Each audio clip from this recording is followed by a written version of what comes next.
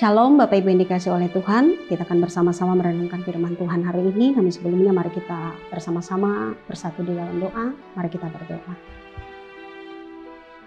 Ya Bapa yang penuh kuasa, firman yang hidup, Allah yang memberkati kami, saat ini sabdamu sudah terbentang di hadapan kami sekalian umat-Mu. Sebentar kami bersama akan membaca dan merenungkannya. Kami sadar kami adalah orang yang lemah dan terbatas.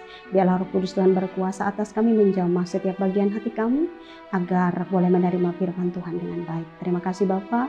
Di dalam nama Yesus pemberitaan firman ini kami serahkan. Amin. Bapak Ibu yang dikasih oleh Tuhan kita Yesus Kristus, firman Tuhan hari ini untuk kita diambil dari Alkitab Perjanjian Baru, Kisah Rasul pasal 11 ayat 19 hingga ayat yang ke-26. Bapak Ibu, saya tidak membaca bagian dari firman Tuhan ini, disilakan kepada Bapak Ibu untuk boleh mengambil Alkitab masing-masing dan membaca juga masing-masing. Saya mengajak kita langsung dalam renungan firman Tuhan dengan perikop Barnabas dan Saulus ke Antiokhia. Bapak Ibu yang dikasih oleh Tuhan.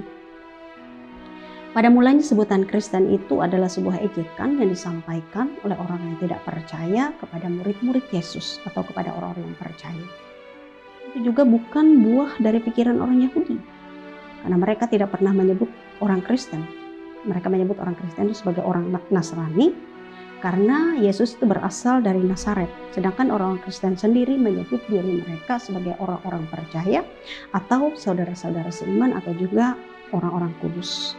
Bapak Ibu yang dikasih oleh Tuhan, dari kenyataan ini tentulah yang ada di bayangan kita bahwa penyebutan Kristen itu pertama kali memang disampaikan oleh orang-orang Antiokhia sebagai ejekan yang ingin mereka sampaikan kepada para pengikut Kristus saat itu.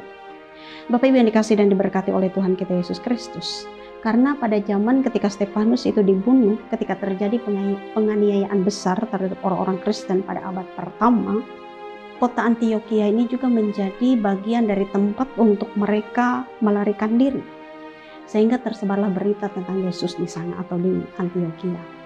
Nah Bapak Ibu yang dikasih oleh Tuhan, yang menarik juga bahwa berita tentang Yesus ini juga sampai kepada orang-orang yang bukan Yahudi. Yang pada mulanya mereka pikir bahwa berita tentang Yesus hanya ditujukan kepada orang-orang Yahudi, tapi justru di Antiokhia lah berita tentang Yesus ini bahkan sampai kepada orang yang bukan Yahudi. Bapak Ibu yang dikasih oleh Tuhan, kuasa Tuhan Yesus bekerja sehingga banyak orang yang percaya dan mengikut Yesus di Antiokhia. Jemaat Yerusalem juga mendengar berita itu, mendengar kemajuan jemaat-jemaat Kristen di Antiokhia. Karena itu oleh mereka Paulus diutus ke Antiokhia, dan juga Paulus melihat betapa Tuhan memberkati orang-orang Kristen di Antiokhia, dan karena itu Paulus begitu bersuka cita. Paulus terus menguatkan dan memberikan motivasi kepada jemaat di Antiokhia agar mereka tetap setia kepada Tuhan. Nah Bapak Ibu yang dikasih dan diberkati oleh Tuhan kita Yesus Kristus, apa yang menarik sesungguhnya dari orang-orang Kristen abad pertama ini sehingga ada begitu banyak orang yang kemudian juga percaya kepada Yesus? Bapak Ibu, ternyata kuncinya adalah integritas mereka, kesesuaian antara kata dan perbuatan mereka. Mereka adalah orang yang penuh dengan tanggung jawab. Mereka adalah orang yang sungguh-sungguh setia dan taat kepada Kristus. Mereka melakukan apa yang Yesus ajarkan dalam hidup mereka, dan itu yang membuat orang begitu tertarik dengan ajaran Kristen pada abad pertama, sehingga ada banyak orang yang kemudian mengikut Yesus, memuliakan Tuhan lewat sikap dan perilaku orang-orang Kristen pada saat itu. Nah Bapak Ibu yang dikasih oleh Tuhan, ternyata bertanggung jawab dalam perilaku, menjaga sikap kita sebagai orang Kristen ini menjadi sangat penting, karena itulah kunci utama keberhasilan kita untuk boleh membawa orang lain juga percaya dan taat kepada Kristus. Karena bukankah perbuatan itu jauh lebih penting ketimbang perkataan. Nah itu Bapak Ibu yang dikasih oleh Tuhan, berarti ketika kita menjadi orang Kristen, kita menyandang tanggung jawab seperti Kristus, melakukan apa yang Kristus lakukan agar kita benar-benar terjaga sikap perilaku kita dalam pikiran dan perbuatan kita, sungguh-sungguh kita menjadi orang yang benar dan boleh menjadi berkat bagi orang lain. Amin. Bapak Ibu, mari kita bersama-sama berdoa. Bapa di surga, kami bersuka cita buat kasih setiap berkat penyertaan pemeliharaan-Mu di sepanjang perjalanan hidup kami. Lewat setiap warna, entah itu suka ataupun duka, kami percaya bahwa kasih Tuhan ada di situ bersama dengan kami.